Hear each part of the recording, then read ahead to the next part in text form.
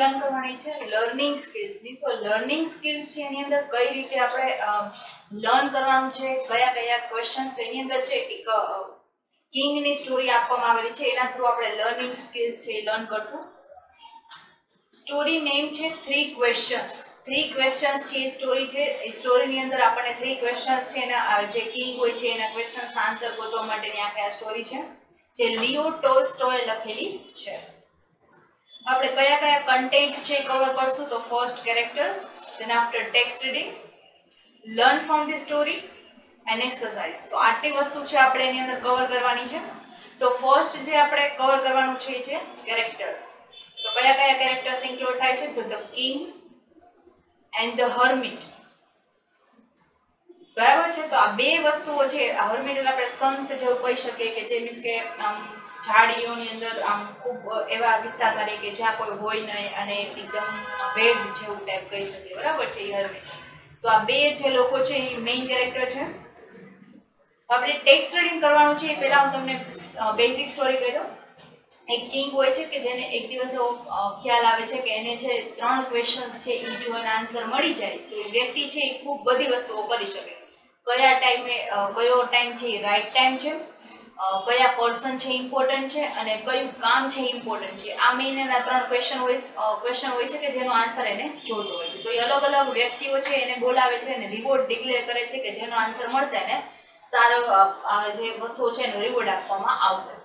તો વ્યક્તિઓ ઘણા બધા આવે છે અને આન્સર આપે છે, અલગ અલગ ટાઈપના આન્સર આપે છે કે રાઈટ ટાઈમ છે તમારે મેનેજમેન્ટ આખું બનાવી લેવું જોઈએ, એના અકોર્ડિંગ ચાલવું જોઈએ ને એને અલગ અલગ વસ્તુઓના આન્સર છે અલગ અલગ ટાઈપથી મળે છે. બટ એને સેટિસ્ફેક્શન નથી મળતું.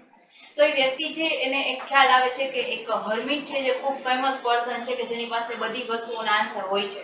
બટ એ હર્મિટ છે એવો પર્સન છે કે જે કોમન જનરલી કોઈને મળતો નથી ને મળે તો કોમન જે પર્સન હોય એને મળે. તો આ જે રાજા છે એ કોમન જે કપડાઓ પહેરી અને ત્યાં જાય છે. તો એ ત્યાં જાય છે ત્યારે એને જોવે છે તો એ એક ખાડો હોય છે એ ખોદતો હોય છે. બરાબર છે. તો ત્યાં એની પાસે જાય છે અને કહે છે કે મારે તમને 3 ક્વેશ્ચન પૂછવા છે જેનો આન્સર મારે જોઈએ છે. અને આ 3 ક્વેશ્ચન એને પૂછે છે. બટ એ જે વ્યક્તિ છે હર્મિટ એ આન્સર નથી આપતો અને પોતાનું કામ ચાલુ રાખે છે. તેના પર એ વ્યક્તિ જે રાજા છે એને કહે છે કે તમે ખૂબ થાકી ગયેલા લાગો છો તો હું તમને હેલ્પ કરી દઉં, આ કામ છે હું કરી દઉં. તો એ જે હર્મિટ છે એ કહે છે કે ઓકે થેન્ક યુ અને પછી જે રાજા છે એ ખોદવા માંડે છે. તો એ જ્યારે એ ડિગિંગ કરતો હોય છે મીન્સ કે ખોદવાનું કામ કરતો હોય છે ત્યારે એને આ ક્વેશ્ચન પૂછવાનું ચાલુ જ રાખે છે. બટ સ્ટીલ જે પર્સન છે હર્મિટ એ આન્સર નથી આપતો. બરાબર છે. તો આ બધું વાતમાં છે એ સનસેટ થઈ જાય છે અને સ્ટીલ આ ક્વેશ્ચન પૂછવાનું ચાલુ રાખે છે બટ આન્સર કાંઈ મળતો નથી. ત્યાં છે એક પર્સન હોય છે કે જેના પેટમાંથી લોહી નીકળતું હોય છે એ ત્યાં આવે છે. બરાબર છે. અને રાજા પાસે જેમ આવતો હોય છે ત્યાં એ રાજા પાસે આવીને પડી જાય છે. તો એ જે હર્મિટ એને કહે છે કે પહેલાં આપણે આ વ્યક્તિને જોઈ લઈએ કે આ શું થયેલું છે. તો એ રાજા છે એની પાસે જાય છે અને એને રૂમાલને એવું બાંધે છે અને એની સેવા ખૂબ કરે છે. એ લોહી બંધ થઈ જાય છે એને પાણી આપે છે ને બધું કરે છે. અને જે ત્યાં એક ઝૂંપડી હતી હટ જ્યાં આ હર્મિટ રહે છે ત્યાં જઈને એને સુવડાવે છે અને ખૂબ સેવા ચાકરી કરે છે. સવારે ઉઠે છે ત્યાં ઓલો પર્સન જે છે જેના પેટમાંથી લોહી નીકળતું હતું એ છે ઉઠે છે અને કહે છે કે મને માફ કરજો એમ. તો ત્યારે રાજા એને કહે છે કે મેં એવું શું કર્યું કે જેના તું મને માફી માંગસ એમ. તો એ વ્યક્તિ એમ કહે છે કે હું એક એનિમી છું, હું તમારો દુશ્મન છું. તમે વોરની અંદર મારા ભાઈને છે એ મારી નાખેલો હતો એટલે હું તમારી પાસે બદલો લેવા આવેલો હતો. હું એક દિવસ આખો જે તમારા જે મહેલ છે એની બહાર બેઠો હતો બટ મને ખ્યાલ આવ્યો કે તમે એક દિવસની અંદર આવેલા નથી અને મને ખ્યાલ આવ્યો કે તમે અહીંયા આવેલા છો. હું તમને મારવા માટે અહીંયા આવતો હતો ત્યાં તમારા જે સિપાહીઓ છે એને ખ્યાલ આવી ગયો તો એને એની ઉપર છે અટેક કર્યો જેના કારણે છે એ ખૂબ એકદમ ડેથની સિચ્યુએશનની અંદર હતો. બટ એને અહીંયા આવ્યો અને આ જે પર્સન છે એને આ જે રાજા છે એને હેલ્પ કરી એના કારણે એની લાઈફ છે એ મીન્સ કે બચી ગઈ. બરાબર છે. તો એ વ્યક્તિને કહે છે કે મને માફ કરી દો કે આ બધું છે મેં કર્યું બટ હું છે તમને તમારો જ્યાં સુધી હું જીવીશ ત્યાં સુધી હું તમારો ગુલામ બનીને રહીશ અને બીજા જે એના જે મીન્સ કે પૂર્વજો મીન્સ કે જેના પર્સન્સ હોય એની જે પેઢી હોય એ બધાને પણ એ કહેશે કે એ તમારું આ બધું કામ કરે. તો રાજા છે ખુશ થઈ જાય છે કે આ વ્યક્તિ છે એને માફી માંગી એને આ બધું જોઈને અને એને જે પ્રોપર્ટી હોય છે બરાબર છે કે જેની પાસેથી લીધેલી હોય છે વોરની અંદર એ પ્રોપર્ટી પાછી રિસ્ટોર કરવાનું કહી દે છે બરાબર છે. ખૂબ ખુશ થઈ જાય છે એના માટે બરાબર છે. અને તેના આફ્ટર એ વ્યક્તિ છે રાજા ત્યાંથી નીકળી જાય છે. હર્મિટ છે એ બહાર હોય છે ત્યાં એને પાછું જઈને પૂછે હું તમને છેલ્લી વાર પૂછું છું કે આ 3 ક્વેશ્ચનનો આન્સર શું છે. તો એ રાજા જે છે એ વારંવાર પૂછે છે બટ સ્ટીલ એ આન્સર નથી આપતો. અને પછી રાજા એને કહે છે કે તમે મને આન્સર આપો, મારા ક્વેશ્ચનનો આન્સર જોઈએ છે. ત્યારે હર્મિટ એને કહે છે કે હજી તારે મારી પાસેથી આન્સર જોઈએ છે. એને કહે છે કે આન્સર એ છે, જો તારે સાંભળવો છે આન્સર, તો આન્સર એ છે કે જે કોઈ પણ વ્યક્તિને આપણી જરૂર હોય એને આપણે એ ટાઈમે મદદ કરવી એ ઇમ્પોર્ટન્ટ પર્સન છે. અને જે આપણે કામ કરતા હોય જેમ કે તે મારી હેલ્પ કરી બરોબર છે તો ત્યારે એ એક રાઈટ ટાઈમ હતો કે જ્યારે આપણે એ વ્યક્તિની હેલ્પ કરી. તો રાઈટ ટાઈમ તો હોતો નથી, now present is a right time. And જે હેલ્પ કરી એ ત્યારે એકદમ ઇમ્પોર્ટન્ટ વર્ક હતું કે વ્યક્તિની ત્યારે આપણે હેલ્પ કરવી જરૂરી હતી. તો એ જે વર્ક છે એ ઇમ્પોર્ટન્ટ વર્ક છે. અને પર્સન કયું ઇમ્પોર્ટન્ટ, તો એ વ્યક્તિને જેને આપણી જરૂર છે બરાબર છે એ પર્સન આપણા માટે ઇમ્પોર્ટન્ટ. તો આ 3 ક્વેશ્ચન આન્સર આ રીતે એને આપવા માટે છે. તો આ રીતે આપણે આ સ્ટોરી છે અહીંયા પૂરી થાય છે. હવે આપણે ટેક્સ્ટ રીડિંગ જોઈએ. 3 questions. It once occurred to the certain king that if he always knew the right time to begin everything, if he knew who were the right people to listen to and whom to avoid, and above all, if he always knew what was the most important thing to do, he would never fail in anything he might undertake. And this thought having occurred to him, he had it proclaimed throughout his kingdom that he would give a great reward to anyone who would teach him what was the right time for every action and who were the most necessary people and how he might know that what was the most important thing to do. તો એક વખત કિંગના જે મગજમાં એવો ખ્યાલ આવે છે કે મારા 3 ક્વેશ્ચન્સનો આન્સર મને જો મળી જાય તો મને ક્યારે કોઈ હરાવી ન શકે. અને છે એના માટે રિવોર્ડ છે એ બહાર પાડે છે.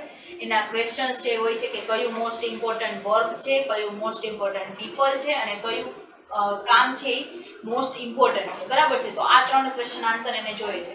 And learn man come to the king but they all answered his questions differently. તો બધા લોકો આવે છે આન્સર આપવા બટ અલગ અલગ આન્સર્સ છે બધા પોતાના ઓપિનિયન પ્રમાણે આપે છે.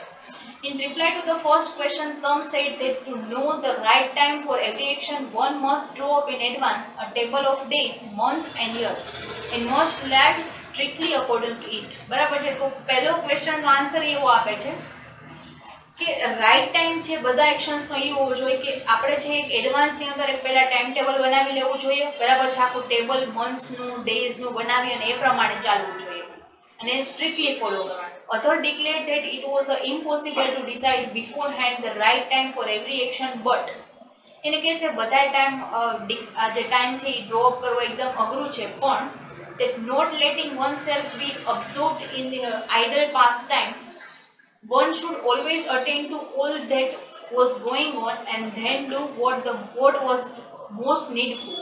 તો એમ કહે છે કે રાઈટ ટાઈમ છે એ આપણે પહેલેથી ડિસાઇડ ન કરી શકીએ. તો રાઈટ ટાઈમની અંદર આપણે પાસ્ટ ટાઈમ્સમાં અંદર જોવું જોઈએ કે આઈડલ ટાઈમ છે એ આપણે ક્યાંય વેસ્ટ ન કરેલો હોવો જોઈએ. તો જ્યારે એ વસ્તુ આવે તો ત્યારે આપણે એ ટાઈમ છે એ આઈડલ ટાઈમ ન હોવો જોઈએ અને ત્યારે જે મોસ્ટ નીડેડ છે એ વસ્તુ આપણે કરવી જોઈએ. Others again said that however attentive to the king be to what was going on, it was impossible for one man to decide correctly the right time for every action, but that he should have a council of wise men who would help him to fix the proper time for everything. તો એને કહે છે કે આપણે એક another person આવે છે ને કહે છે કે એ વસ્તુ કરવી ઇમ્પોસિબલ છે તો એના માટે આપણે શું કરવું જોઈએ તો કાઉન્સિલ રાખવી જોઈએ તમારે કે જે રાઈટ ટાઈમ નક્કી કરે કે કયો ટાઈમ રાઈટ છે ક્યારે શું એક્શન કરવું જોઈએ એની હેલ્પ લેવી જોઈએ. નેક્સ્ટ થાય છે એવું but then again other said there were something could not wait to be laid before a council, but about which one had at once to decide whether to undertake them or not. But in order to decide that, one must know beforehand what was going to happen. તો એને કહે છે અને બીજો person આવે છે એ પાછો આવીને કહે છે કે એ આપણે ડિસાઇડ મીન્સ કે કાઉન્સિલ છે એ તમારે રાખવું જોઈએ જેનાથી તમે ડિસાઇડ કરી શકો બરાબર છે. એની પહેલાં આપણે કોઈ વસ્તુ ડિસાઇડ ન કરી શકીએ તો એના માટે કાઉન્સિલ છે એ ડિસાઇડ કરશે કે કઈ વસ્તુ છે એ ઇમ્પોર્ટન્ટ છે, ક્યારે શું કરવું જોઈએ. But in order to decide that one must know before and what was going to happen. તો એક પર્સન એવો રાખવો જોઈએ કે શું થઈ રહ્યું છે એ જાણી શકે. It is only the magicians who know that, and therefore, in order to know the right time for every action, one must have consult magicians. તો આગળ શું થવાનું છે અને શું કરવું જોઈએ તો એક મેજિશિયન્સને જ ખબર પડી શકે તો તમારે એક મેજિશિયન કન્સલ્ટ કરવો જોઈએ. Equally various were the answers to the second question. તો સેકન્ડ ક્વેશ્ચનના પણ આવા અલગ અલગ આન્સર્સ હતા. સમ સેડ ધ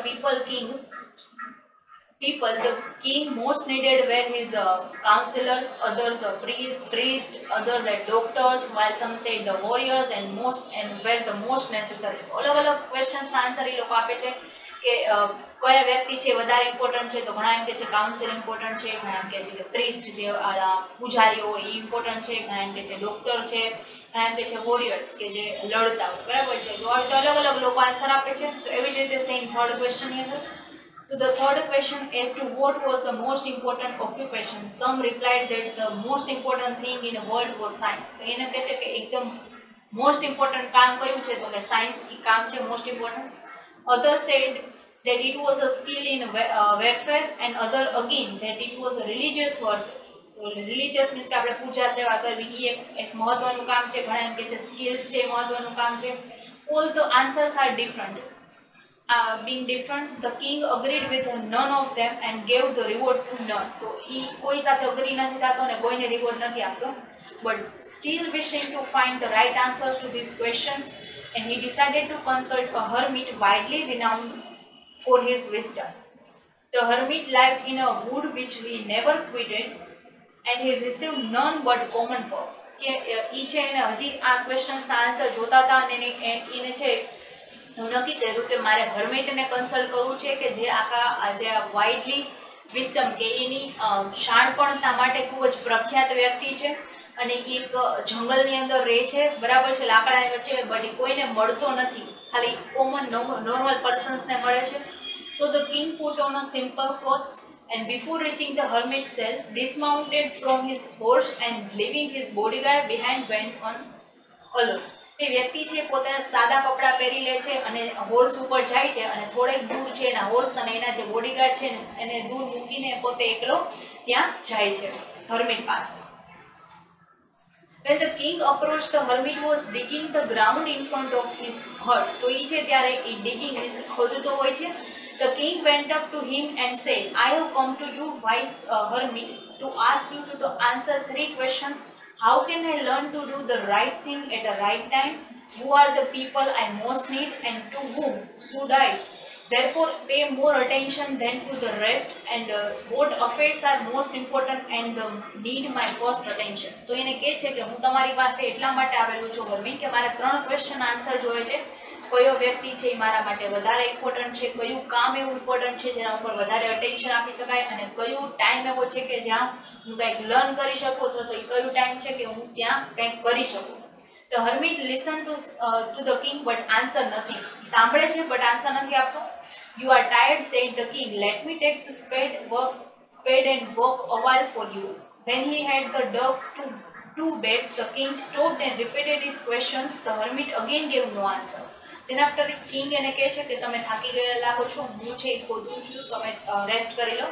ત્યારે એની હાથમાંથી છે એ જેનો વેપન હોય છે એ લે છે અને ખોદવાનું ચાલુ કરે છે. બટ હર્મિટ છે પાછો એ ક્વેશ્ચન્સ પાછા રિપીટ કરે છે બટ હર્મિટ આન્સર નથી આપતો.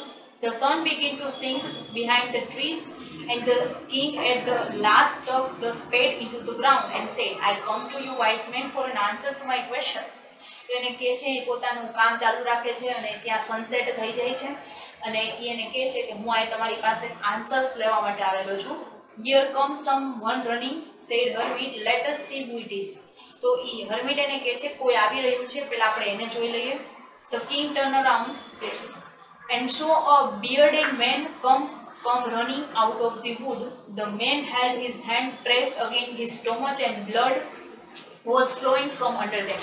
તો એ વ્યક્તિ જે ખૂબ આવતો હોય છે એ દાઢીવાળો વ્યક્તિ છે, બિયર્ડ મેન, કે જે દોડીને આવતો દેખાય છે અને એને એના હાથ છે એ એના પેટ ઉપર દબાવેલા હોય છે અને ત્યાંથી છે એ ખૂબ લોહી નીકળતું હોય છે. When he reached the king, he fell fainting on the ground, moaning feebly. તો એ જેવો કિંગ પાસે પહોંચે છે તો એ ચક્કર ખાઈને પડી જાય છે. ફેન્ટિંગ મીન્સ કે ચક્કર ખાઈને પડી જવું. There was a large wound in his stomach. તો એના જે સ્ટોમચ છે એની અંદર ખૂબ એકદમ મીન્સ કે છેદ હોય છે, બરાબર છે, અને એના કારણે એને લોહી નીકળતું હોય છે.